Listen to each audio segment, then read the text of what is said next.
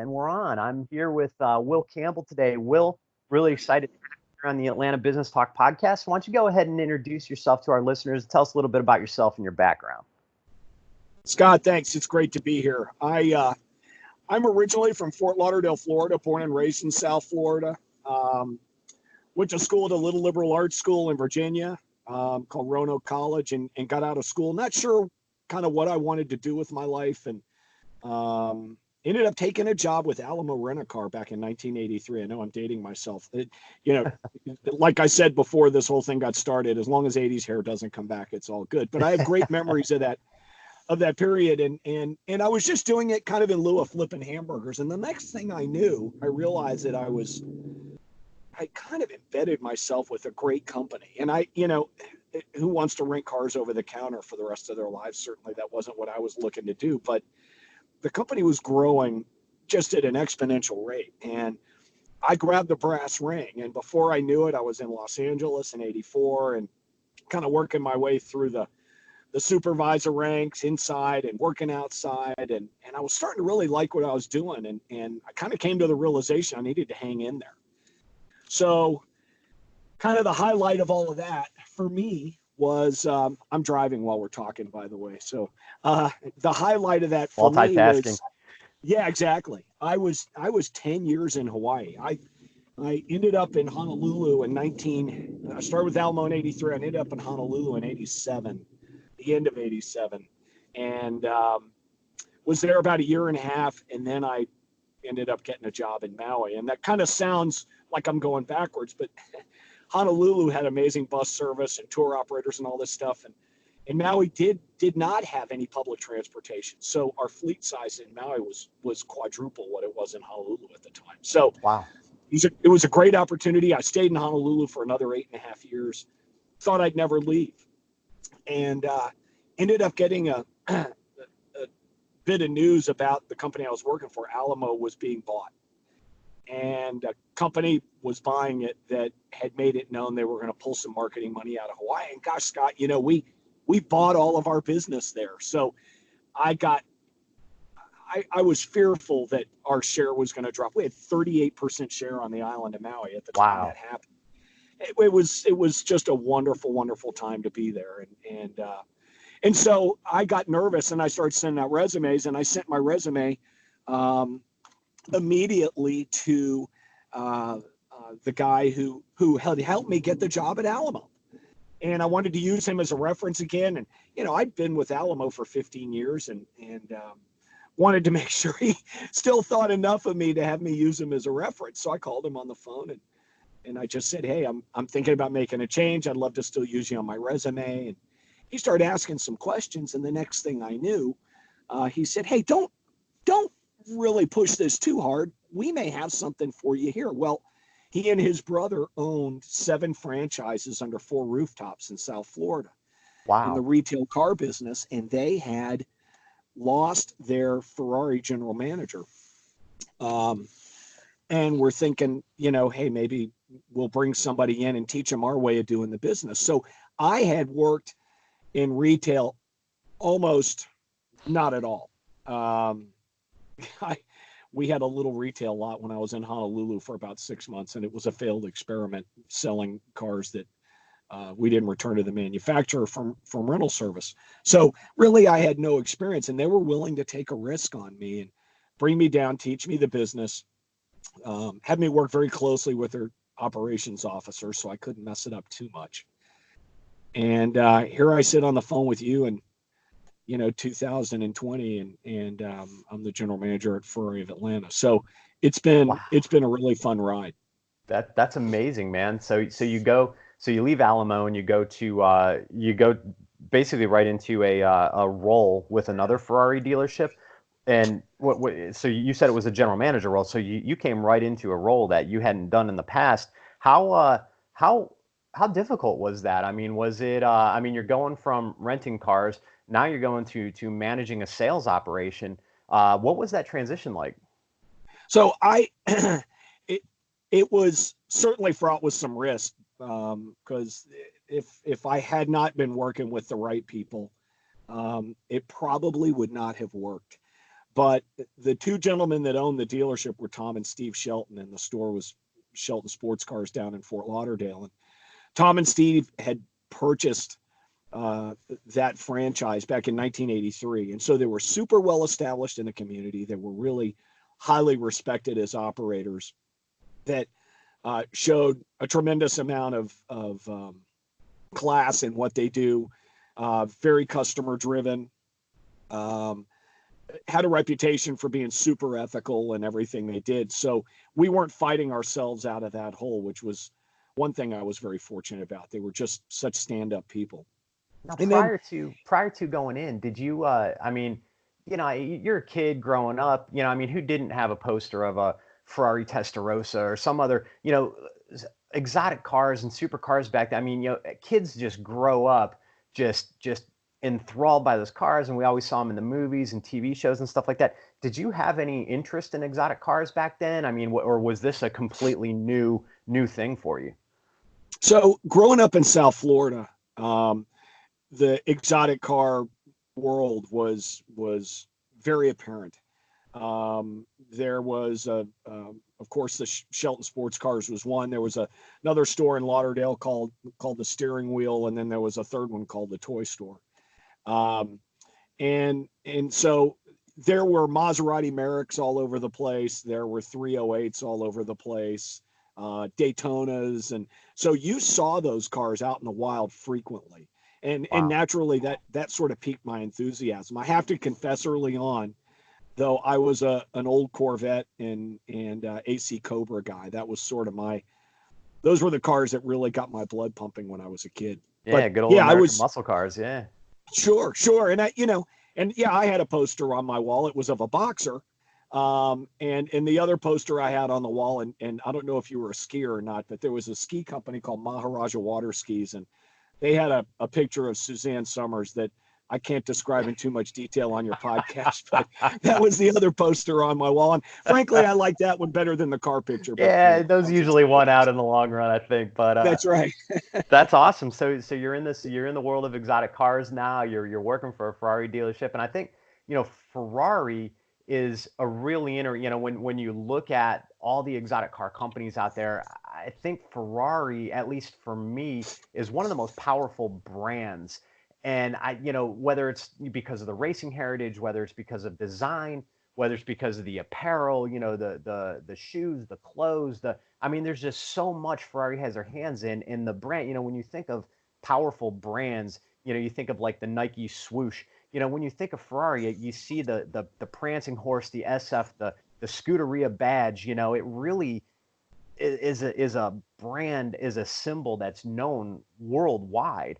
How was Ferrari like that back then when you were starting to work with them, or were they? I mean, have you seen an evolution with the brand and the things that it's done in the time that you've been working for them? I have. I was fortunate when I got into the business. I started on in January of '99, and when I got into the business, I was fortunate to be part of a Ferrari that was a much smaller community.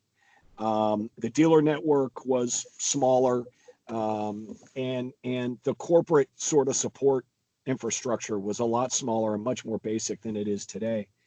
And and so the brand was going through a resurgence when I got in. My timing was really, gosh, we were talking about buying lottery tickets earlier. I kind of got a winning lottery ticket in terms of You really timing, did, because yeah. yeah, because Michael Schumacher was making a huge comeback, and the Formula One team wasn't on top in '99, but very close to it.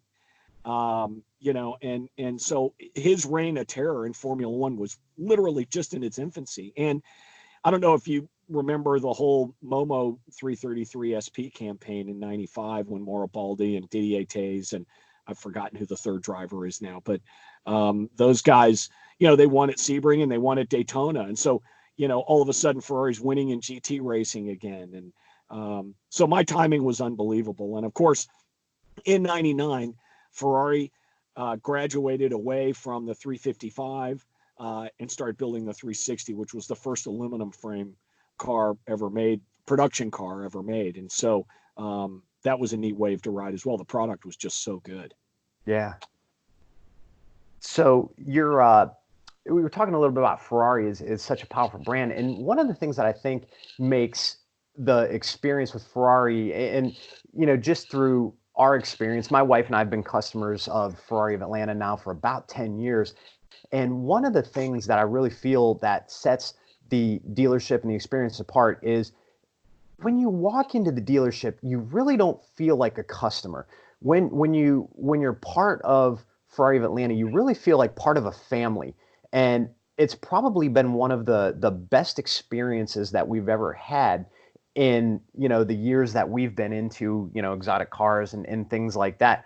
What are some of the things that you do within your role that really helps to foster this excellent level of customer service that you guys have? I think, and I hope this is true. I believe it. I hope that our team feels the same way. But you know, when you have the good fortune to work with a brand like Ferrari, who is so prevalent in motorsports and has such a great and storied history, you see the history of racing. You see how Enzo Ferrari started building production cars to fuel his racing fever. I mean, he was it was what he was all about. And frankly, we just saw all of that in the movie Ford versus Ferrari. Yeah, and yeah. and we can talk about that in a minute. But I've always wanted this store to feel to its customers like a place you can come, you can go down, talk to a technician, you can be around the cars when they're apart and really learn about them. We want our clients to leave with a little grease under their fingernails and feel like they're part of the culture.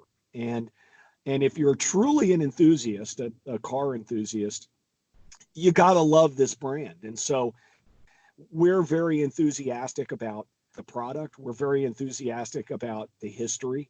We love the fact that Ferrari of Atlanta was one of only 11 stores that was allowed to have Classic A certification when the program came out. And we're an approved Classic A workshop. So, we just had a beautiful long nose 275 just leave our shop and go back to its home. And we're constantly working on old cars, Daytonas and Boxers and Dinos and cars like that. And so we want that to be infectious. We want our clients to feel like they're part of something more than just a retail experience. That's great, and it's always so much fun just to come in and see what's on the showroom floor. You go down in the service department, see what you guys are working on. It's really cool, and like you said, everybody stops what they're doing.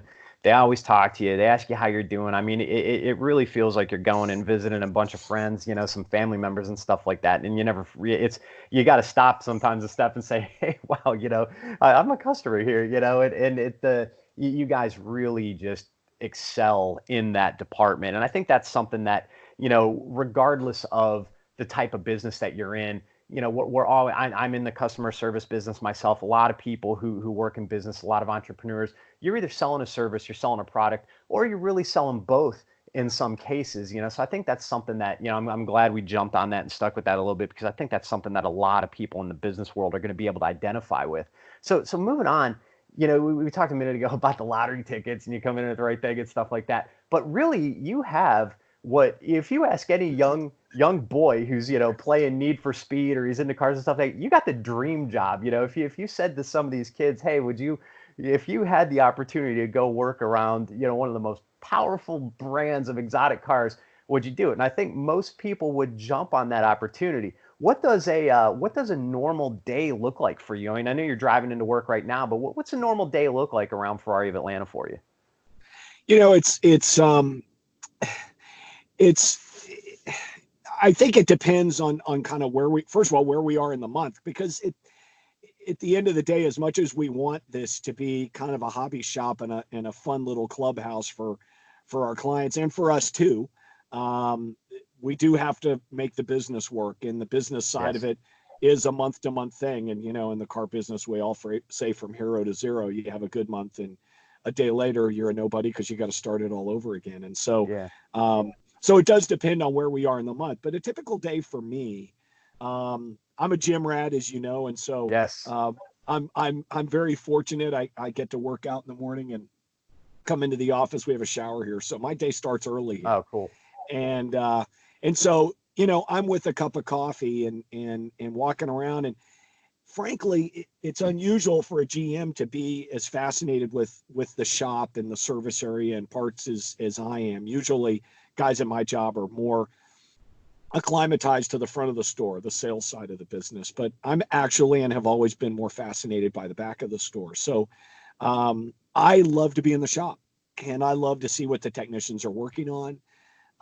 So I like to walk around, say good morning to them, and just, hey, see what they're working on, and sort of dive into the deep end of whatever cool projects we've got going on down there. And then just see how they're doing, how the workflow is, and talk to our ambassadors, our service writers, and kind of make sure that they've got what they need. So I'm a big management by walking around guy.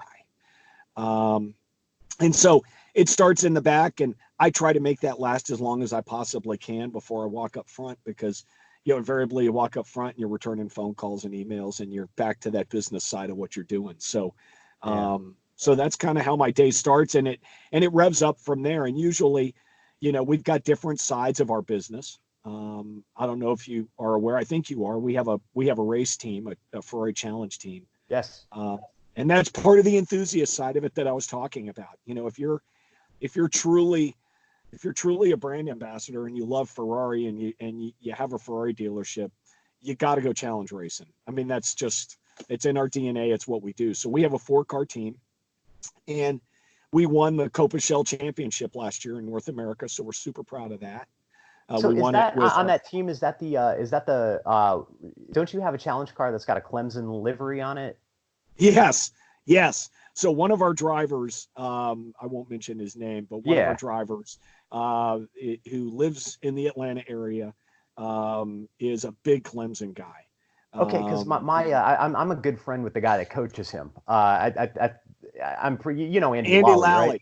Yeah. He's a I good saw friend you of did a mine. podcast with Andy. That's awesome. Yeah, good guy, man. I know him through jiu-jitsu and skateboarding. And you guys don't eat meat.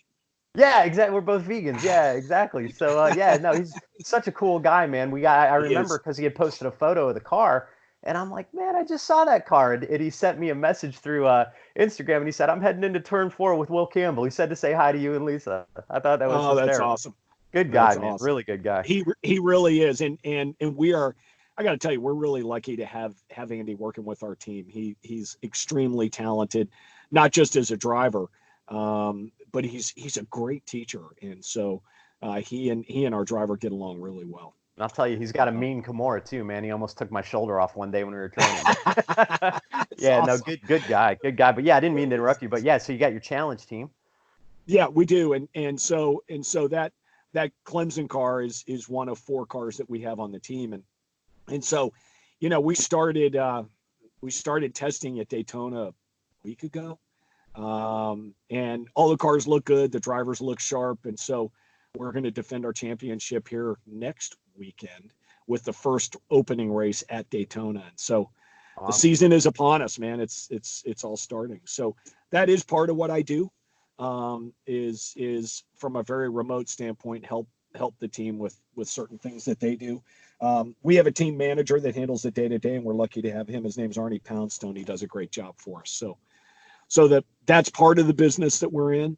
And then, at the dealership, it's not just service and parts and sales. You've got an admin department. We have a Maserati franchise as well that we're very proud of. Yes. We were the 4th largest retailer of pre-owned Maseratis in North America last year. So we're pretty proud of that. And so there's a lot of plates spinning up in the air for sure. That's great. So, I know your job, just because I follow you on social media and stuff like that. And I know your job doesn't always keep you locked into the Atlanta area. And I know you get to do some cool travel, whether it's for some of the racing events or whether you're over in Italy. I know you guys had an event over there that you went to and things like that. What are some of the, you get, just if you got a story or two, some cool things that you've gotten to do since you've assumed your role at Ferrari of Atlanta? So the racing stuff is always a highlight. It's seeing different tracks, sometimes getting to drive on those tracks. It really is a highlight of what we do. The other part of it, and I don't mean to make this seem oversimplified, but is getting to know a lot of our clients. our clients are some of the highlights of my career are really in the people that I've met and been allowed to get to know over the years. And there are a number of them who have certainly inspired me to be better at who I am and what I do.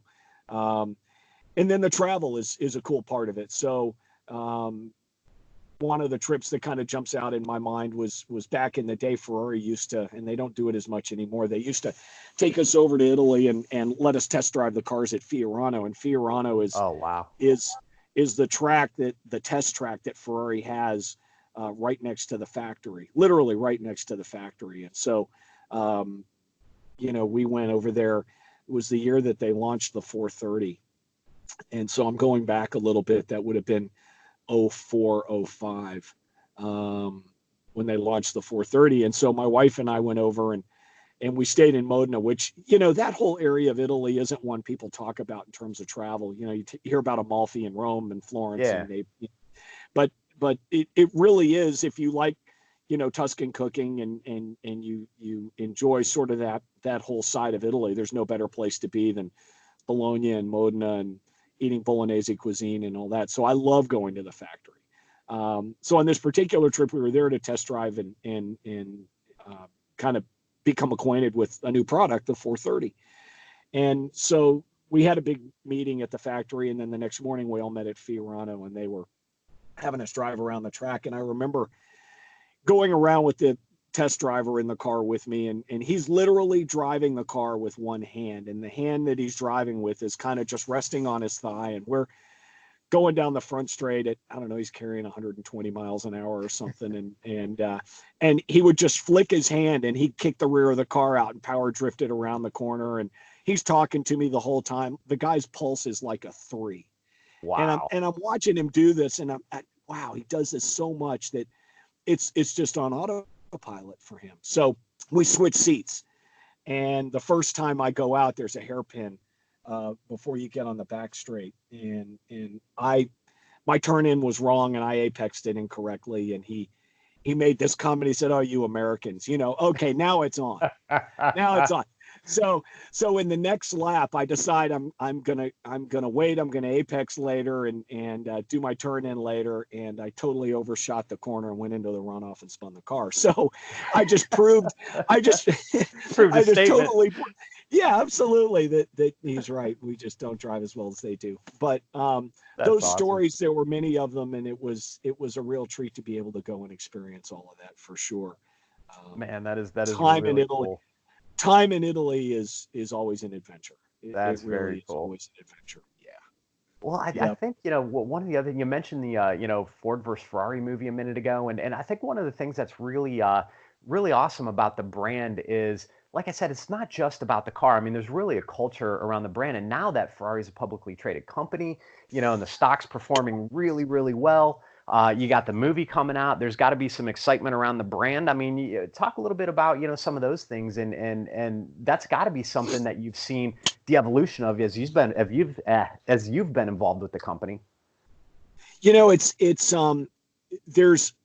there's really good and bad to that whole scenario. If you were fortunate enough to be part of the organization back in the early 2000s and in the 90s, when you needed to get things done, you called a guy, and you called him on the phone and you said, "Hey, this is the challenge that I've got, and kind of need your help with this." And things got done with the snap of a finger. It was so efficient in that sense.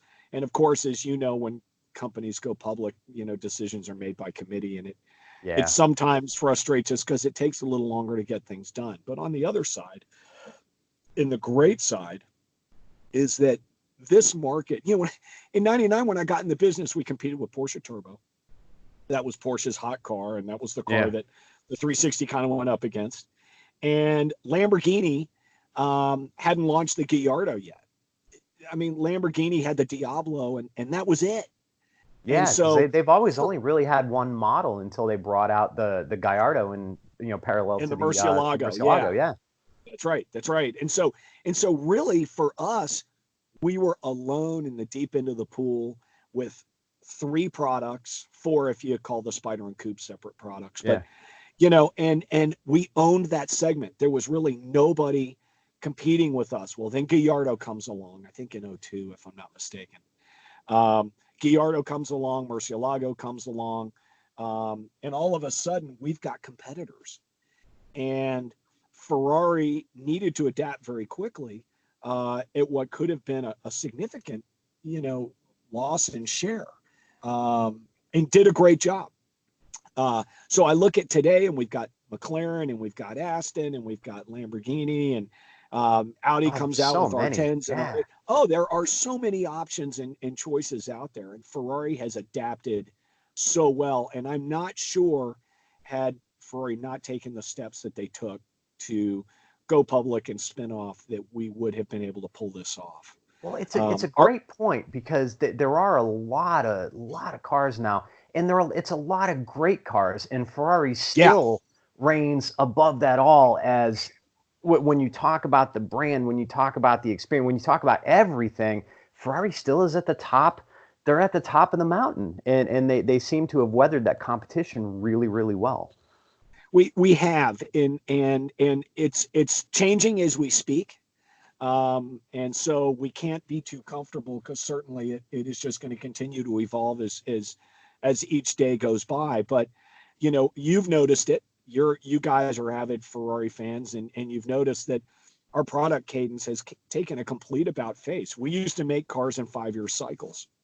Yes. And now we're seeing cars come out and they're around for 2.5 years. And then the next car is coming. And so the product cadence has picked up pace dramatically. And the thing I'm really proud of is our wait lists have survived all of this. We've still got clients that want the car and are willing to wait to kind of get through the production process and have that special car built for them. So I'm proud of that. And I'm proud of how well Ferrari has weathered the depreciation curve. Our Yes. clients buy these cars, and I'm not saying they don't depreciate ever, but our clients come out of the experience in really good shape. And so No, they hold their value a lot better than the other competitive cars in the market. There's no question about that. No question about that. And I'm proud of that, because we want people to come back, and we want this hobby, this passion to stay alive in their hearts. So I'm very proud of that. Well, Will, you guys do a fantastic job, and it's been so much fun talking to you today about this. It's always fun to talk to you. You're just a great guy to talk to, period, man. I always love when we catch you when we're in the dealership, and this is a lot of fun, man. If people listening to this, they want to learn a little bit more about Ferrari of Atlanta, maybe they want to check out, any info on the challenge team. Are there any specific websites or social media that you direct them to? And I'll also be sure to include links to all that in the show notes as well. So let's wrap up. If there's any links you want to share, any way for people to follow you, we can wrap up with that.